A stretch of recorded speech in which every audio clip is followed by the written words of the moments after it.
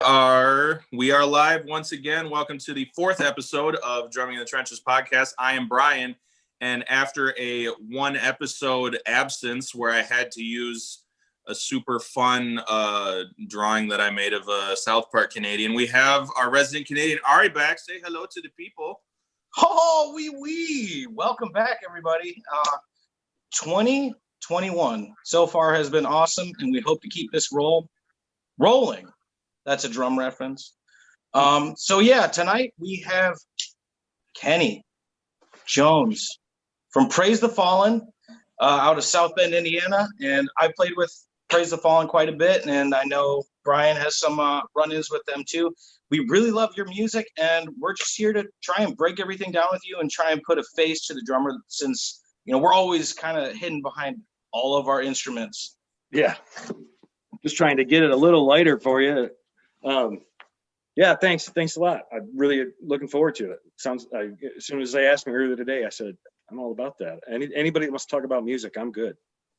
That's all we do. But let's start from the beginning. Like, who were your main influences when you were first starting out playing drums? Who were those guys that made you want to go, I want to do that?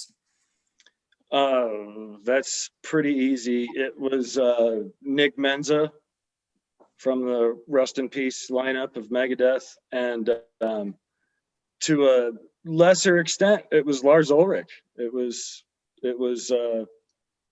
discovering all of that, like when I was going into sixth grade. Right on, yeah.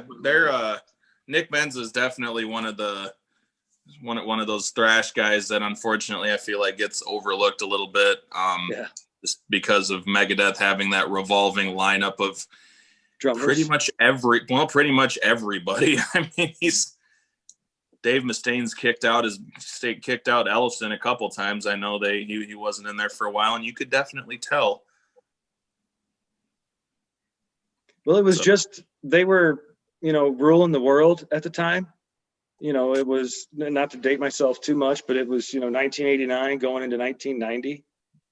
And they, I got the live shit, Binge and Purge live box that Metallica released for Christmas one year, like when I was 11.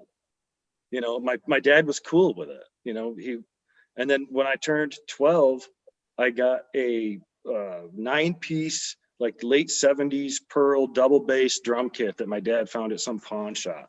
So it kind of looked like that big white one that Lars Ulrich had. And I just, I was in heaven. She's starting off on a double bass kit. I wish I was that lucky. Well, what type of, do you have any type of education, or are you completely self-taught as far as just drumming is concerned? I was self-taught at first, but I learned enough that going into, I think it was 8th grade, I joined school band to be a drummer. And right on.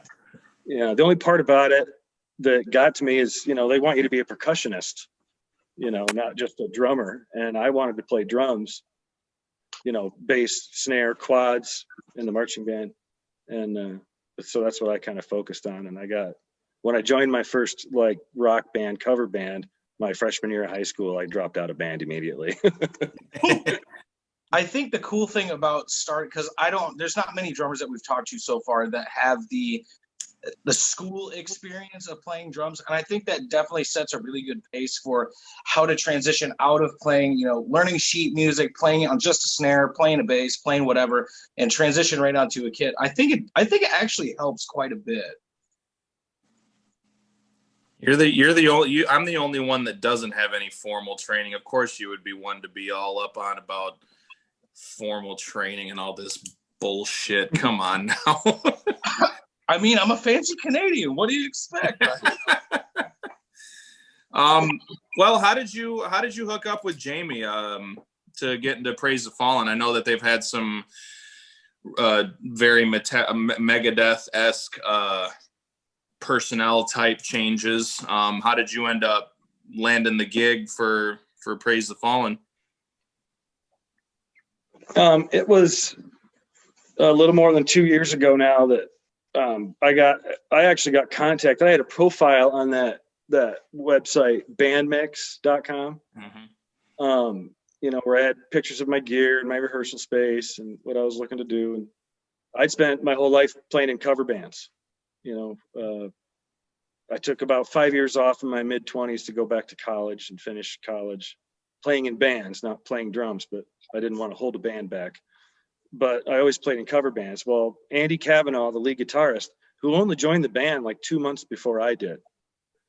Those are the two positions the band, with all due respect, have had like a revolving door at, is lead guitar and drums. Yeah, Steve's been with Praise the Fallen for a while now. I think I remember seeing him back in. I think between 6 and 8 years. I think around 6, maybe 7 years, something like that. I saw them open up for Adelita's Way right when my wife and I first started dating. I think it was like 5 years ago or so, and Steve had like just recently joined within the last 6 months, I think. He's a hell of a bass player. You're lucky to have a good bass player like him. I love playing with Steven. Plus he's our only long-haired member. So it helps us keep our street cred. But he is just got such a natural feel. He's just a rock bass player. You know what I mean?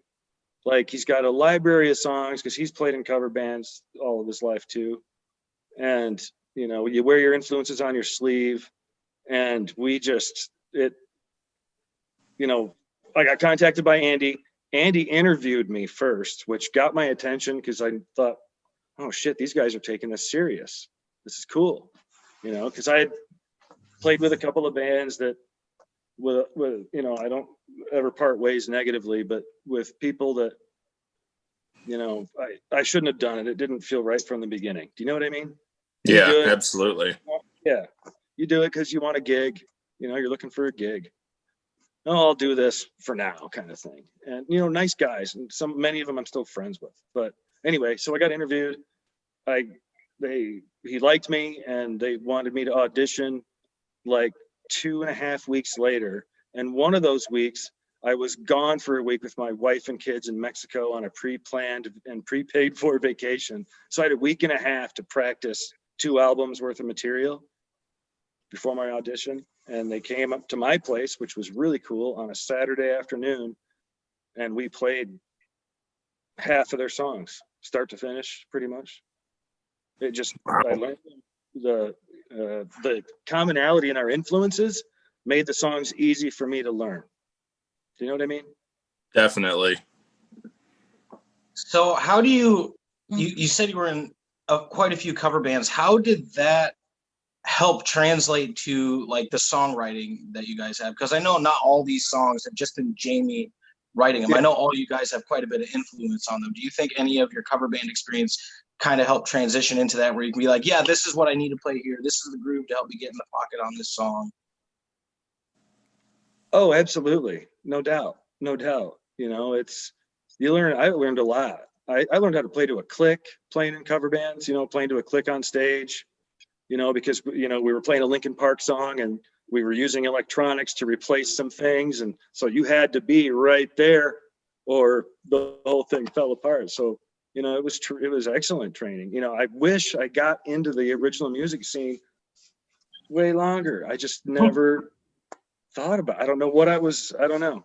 You make mistakes in life, I guess. I don't know. Oh, but you got to build a baseball stadium, so I think that's kind of something cool to hang your hat on. I mean, music scene, saying that a building that's been there, I don't know. Talking about Lugnut Stadium, of course, or Cooley Law School Stadium, up by me in Lansing, Michigan, for those that do not know. Home of the Lansing Lugnuts. Go team, I guess. I don't know. I'm from Wisconsin originally. I could give a rat's ass about any of the teams up here, honestly. Oh, man. You probably have to have your cheese curd shipped to you. Yes, I do. Or just go to or I just got to go to Culver's. Yeah, there you go. Culver's has the good shit. Yep. That's a good place. Absolutely. This is Ari's favorite part of the show. This is when we talk about your gear. Okay. Do you want to give us a little rundown of what you're using? I know you said that you were in the vicinity of it, or if you just want to kind of throw down, name drop some companies that you use and stuff like that. I've got a few drum kits, but the one that I play on stage with PTF and that I do most of our songcraft work on with PTF is I play a Mapex kit, double bass kit. It's the like mid-level Mapex Mars in Bonewood with black rims, because that's my little nod to the early 90s Lars Ulrich drum kit. I'm just being honest. Just because from my childhood. For the record, though, my favorite member of that band is Hetfield. Well, of course. Sounds weird. No, it's not. I mean, you know, I can name at least a couple bands where my favorite member isn't the drummer necessarily, but yeah, he wrote all the words, right? It's all the important stuff. Yeah, that's right. So it's your standard, 22-inch bass drums. All the toms though are even numbered because I want to be able to get ahead last minute sometimes.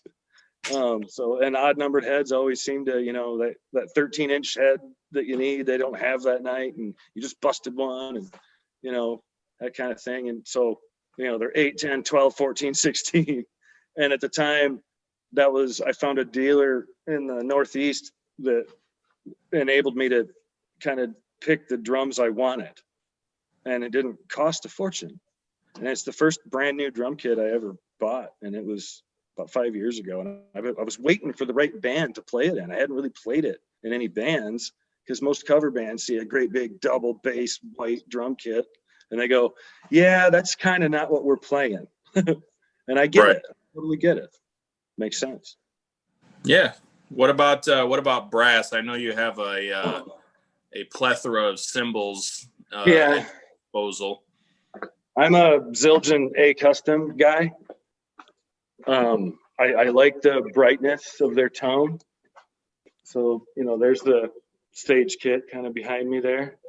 Beauty. One of my, quarantine projects the last couple months is, it's kind of hard to see, but I moved the mics inside the drums, including the kick drums. I've seen people do that. It looks a lot cleaner.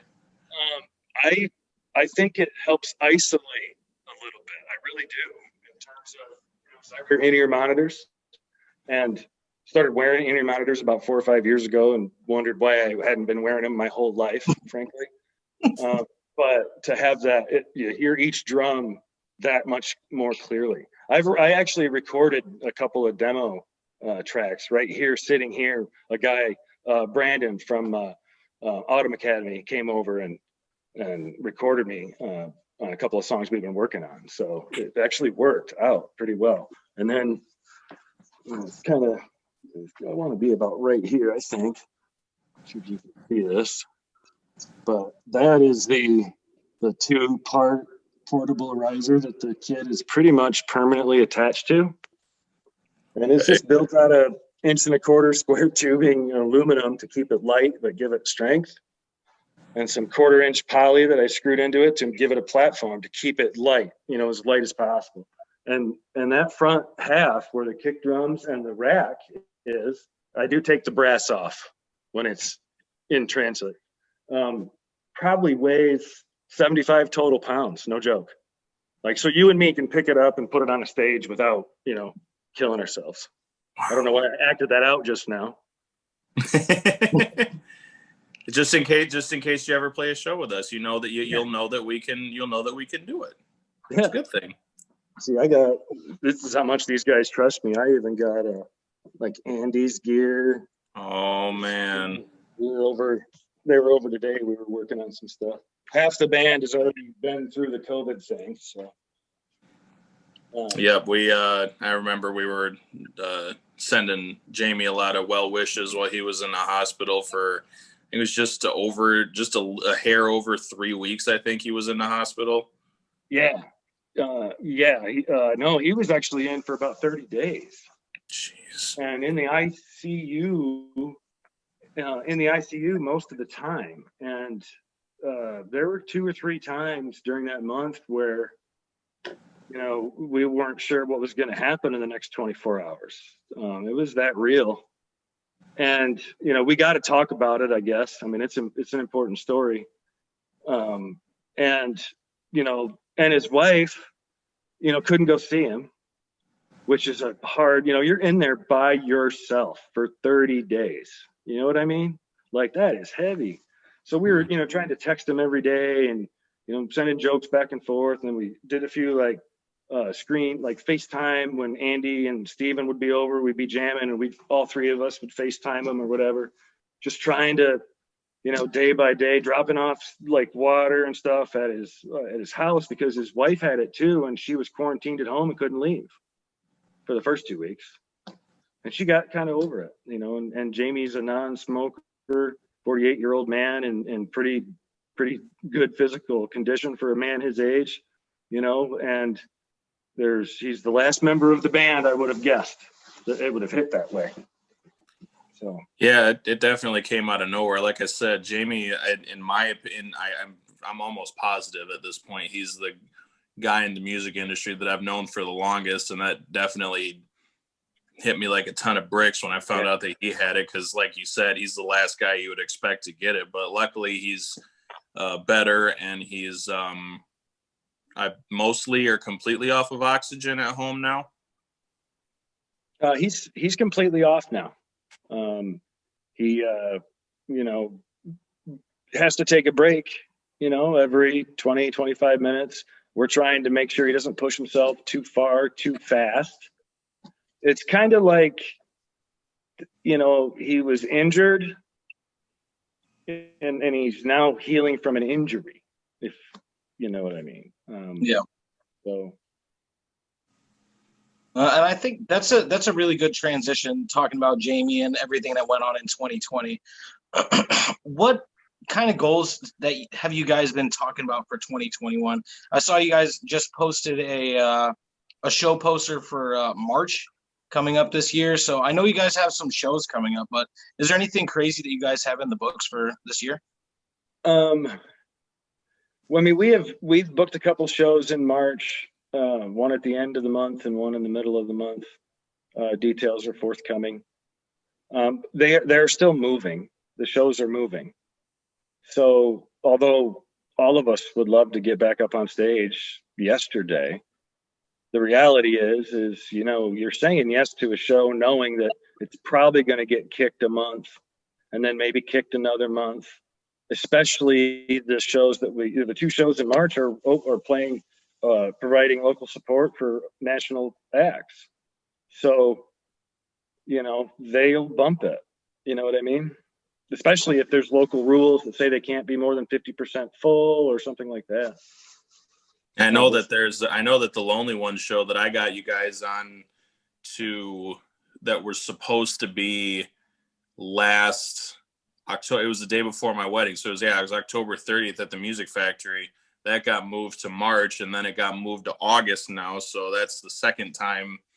It's damn near going to be a year since we've gotten on the damn show that it's actually going to hopefully happen by then.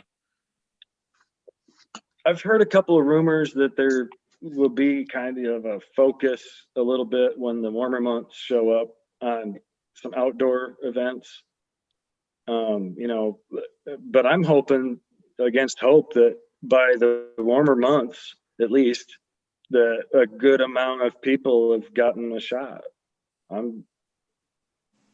I work as an engineer and a surveyor, man, and I believe in science, and I've read all about it, and I'm going to get the shot as soon as I can possibly get it. Yeah, my sister's a nurse in South Carolina, fully vaccinated, as well as a couple of family members of mine have been vaccinated. So stop being stupid, everybody. Damn it. I want to play music again. Ari and I have a tour that we're supposed to do in July. Mask up. I want to play shows again. Yeah. I had more show opportunities than Ari did last year, and he's a little more pent up than I am. I got to do 10 shows. I got to do 10 shows last year, probably against my better judgment, but hey, we were safe about it. Well, we're working on I think our plan is to probably try to put out another EP in 2021. And the one upside to all of this, stress and the world is it's definitely helping our writing. When I joined the band, we had all kinds of conversations. We don't want to get too heavy or too, there's a line between just going crazy and still having a little melody and things that it moves around. The line moves around, but the line's there somewhere. I can tell you, we're getting a little heavier lately, and a little angrier, and a little more stressed out, and a little more I want to break the sticks in my hands kind of songs. You know what I mean? Oh, yeah. Ari, he's laughing right now. I text him every time I break a pair of sticks, and it's almost a joke to see how long a pair of sticks will last with me nowadays. That I'm a heavy hitter, man. I'm 6'3", 260, and I hit with all that 260, man. Yeah. Ari sits there and tries. He sits there and tries to diagnose. Well, maybe it's the angle of no, Ari. I just hit really hard. It just hit hard. It is what it is. I chew through them too. I'm with you. Well, I keep all my cymbals kind of wound tight a little. None of them ring for too terribly long because I hit them so much, but I hit them at an angle a lot. So I chew through sticks, and to the point where sometimes I toss them out because they're too light because all the wood that I've gnawed off of it whittled away. Yeah. Yep. All right. Well, I think it's time for this little segment that we've been doing called a quick 8 count. Graphics. We're still working on it. We're not a fancy operation yet, Kenny. We're not. We're getting there though. You're only our 4th guest. So basically what it is these are going to be 8 rapid fire questions, top of the head. You can, you don't have to it's not going to have, you're going to have a minute to answer all of them, but just top of the head. If you want to elaborate, if it sparks a little bit of a conversation, it's perfectly fine. Okay. Are you ready? Do you accept the challenge? Yeah, let's do it. Okay. Question number 1, name a band you love. The Beatles. Okay. Name a band you hate. I don't know if there's a band I hate. That's a strong word, man. There's name name a band that you don't prefer. A band that I don't prefer. I don't know. Nickelback. That's everybody's answer. There we go. We start dropping some memes on that one. Look at this graph. People can talk shit, but they know how to move records. They moved a lot of them. I saw, I may lose some credibility for this, but I saw them back in high school, and holy hell did they put on a show. It was incredible. It really was. They're good musicians. I always liked the musicianship of Creed. Always did. Good musicians. Tremonti's solo project is phenomenal, and Alter Bridge as well. Totally badass. Didn't know he was that great of a singer. I heard it for the first time. I was like, damn. This is going to be a little retrospective thing. Give your younger self 3 words of advice about drumming. Don't quit. Stupid. Is that 2? That was 2. And you wouldn't be, you belong. Stupid. I used to struggle with the first 5 minutes of nerves on stage. Oh, wait a minute. You are a drummer. Relax. Yep. I've only been playing professionally again for my 3rd year, and I still there's a couple shows that I played with Ari where I'm like, I'm freaking out. He's like, dude, shut up. Bro, it's like a mentality thing. You're just going there. We get to hide behind a huge set of drums. All three of us have big drum sets. So who cares? No one can really see you mess up. We're all playing originals, so no one's gonna know if you mess up.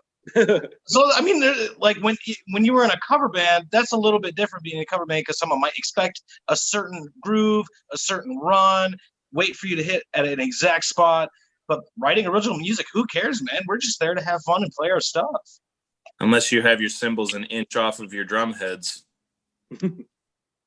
that's I was expecting already to say something, but I like to be low and sleek. That's why I do my hair like this, so you can see me above my drum set, like a golden Canadian angel. Drummers, we're underneath all of it. I think that we have the ability to influence the way a band sounds more than any other member of the band. At least that's how I listen to music. I know, definitely. I can tell you which song on the Foo Fighters' recent record, Concrete and Gold, has Paul McCartney playing drums because you can hear it in the first two hits. Mm-hmm. And he's left-handed. Hey. It's called that song's called Sunday Rain, and it's badass. You should check it out. It is. Foo Fighters are phenomenal. I mean, that might answer this next question. Name your dream collaboration. If you collaborate with any artists. Dave Grohl. Dave Grohl, and not even. I mean, I have a red Yamaha 6-piece drum kit that I only play as a 5-piece drum kit that I keep over at Jamie's place, and I call it my Grohl kit because I got 1 tom up and 2 down, and my hi-hat in my face. Because that's, I mean, don't get me started on that. Hey, absolutely. Name an overrated drummer. This is just your opinion. Tough. That's tough. Overrated drummer. Probably Lars. I agree. I agree. Name an underrated drummer. Oh my God, his name escapes me. The current skin man in Korn. Oh, Ray Luzier. Yes, Ray Luzier. Yes. I think the reason why he's so underrated is people overlook him for the fact that he has a giant China symbol in the dead center of his kit, and then everything else is super down low.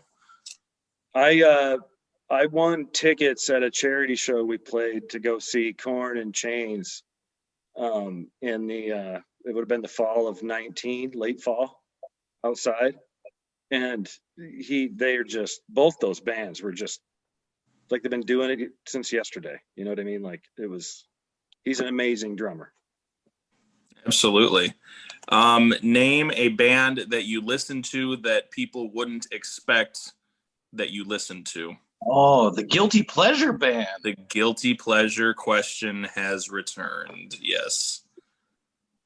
Well, I should tell you that I'm a drummer that when I was in cover bands, occasionally sang lead.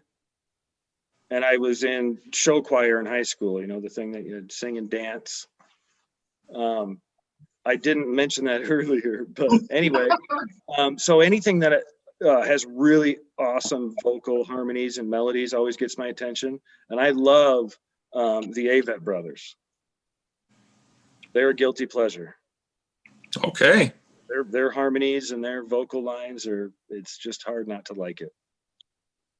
There you go. I'm the same way. That's kind of my country music thing that I go through every once in a while. Like I'm a simp for Shania Twain, and I will not be ashamed to admit it. And yes, Ari, she's Canadian. Yeah. And finally, start a fight. Name an unpopular opinion about music. Anything at all. Start a fight. I think it's the most perfect art form because it's the only art form where you take nothing and make something out of it, and you can't touch it or mold it or see it. It's intangible.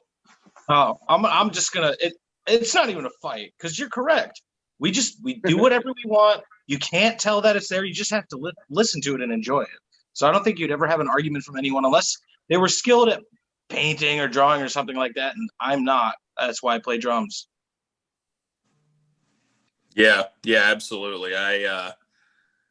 Yeah, my dad's an artist, so he may disagree, but you're getting two yeses from us in here. That's for sure. So the only thing that's left is this little shameless plug section here at the end. You can plug away all the social medias. I know you're not on Facebook, but just tell people where to find the music and get information about the band and all that good jazz. So I'll give you the floor. Cool. Yeah, you can find all of our recorded stuff in the normal streaming locations, iTunes, Spotify, Amazon Music, that kind of stuff. We have a fledgling kind of YouTube channel with some lyric videos and some live videos and a few drum cam videos. I use a GoPro sometimes and I clip it on stage because I want to look at how stupid I look mostly when I'm up there. All those weird faces you make, you don't realize you're making them. All the O faces. Yeah. And so those are places you can definitely check us out. Awesome. Yeah. Great band. Like I said, I've been friends with Jamie for a while, so he ropes me into any new band that he's in as far as, hey, check this out. But Praise Has Fallen's good. You're a phenomenal drummer. Ari has played with you a couple times, and he was speaking very highly of you when we were getting this up. Thank you for jumping in last minute. We had a last minute cancellation due to somebody having COVID. Oh, so this worked out, which I don't really understand how COVID could have bearing on a video interview. Anyways, it's okay. We will figure it out. It's fine. It's 2021. It is. I tend to think that it's because he's from Ohio. And them people from Ohio are a different people, I think. Yeah. It's round on the ends and high in the middle. It's weird. There. Yep. That's probably it. And again, I'm the only one from Michigan, but my basketball team just lost to Ohio State, so I'm a little salty right now. Dude, I was born in Traverse City. I'm a transplanted Michigander. Okay. Well, I think actually, no, what we're all transplanted. I'm Wisconsin to Michigan, Ari's Canada to Indiana, and you're Michigan to Indiana. Yep. Look at us. We happy three. All right. Well, that will about wrap it up. Ari, you wanna send this one home for us? Well, I just want to say thank you for everyone who's taken a moment of your time to watch this. This has been Drumming in the Trenches with Kenny Jones. I appreciate it, man. Me and Brian, always a pleasure. And I think we'll catch you on your next show, hopefully. Whenever that may be. Thanks a lot. I really appreciate it. It's been a lot of fun meeting you guys and doing this, and always willing to talk music. I hope that all the drummers that watch this enjoy it, because that's no one else is going to listen to what we have to say, but our other brothers.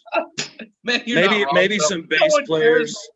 That was Ari. You want to tell everybody what your super incredible bass player decided to put on one of our videos?